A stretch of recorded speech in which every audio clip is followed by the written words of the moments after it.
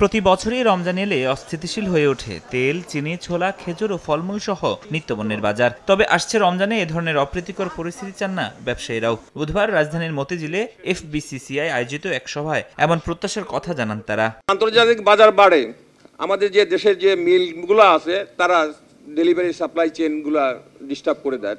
চাঁদাবাজির মহা প্রলয় চলছে, আমরা কি করব?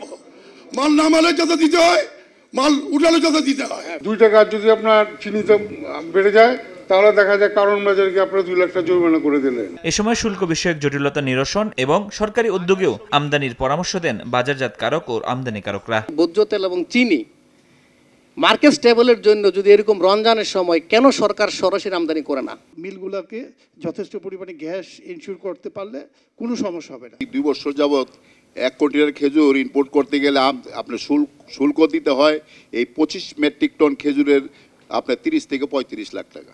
শুধুমাত্র সিটি ব্যাংকে অ্যাকাউন্ট থাকলেই করতে পারবেন গুগল পে। তাই অ্যাকাউন্ট খুলুন আজই।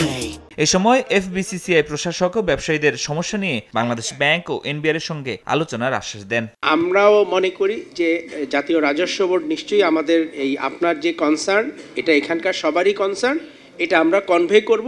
এদিকে দুপুরে ক্রয় সংক্রান্ত উপদেষ্টা কমিটির বৈঠক শেষে অর্থ উপদেষ্টা জানান, সরবরাহ স্বাভাবিক রাখতে রোজার আগে পর্যাপ্ত ভোজ্য তেল, চিনি আমদানি করা হবে।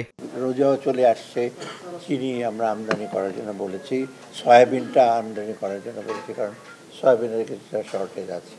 শর্টেজ না, বাজারটা স্টেবল আছে যে রকম যেন থাকে। এর আগে তো সয়াবিনের দাম অনেক বেড়ে গিয়েছিল। আমদানিতে যেন এলসি জটিলতা তৈরি না হয় সেদিকে ব্যাংকগুলোকে বিশেষ নজর দেওয়ার তাগিদ বাজার সংশ্লিষ্টদের। ফরহাদুর রহমান, সময় সংবাদ, ঢাকা।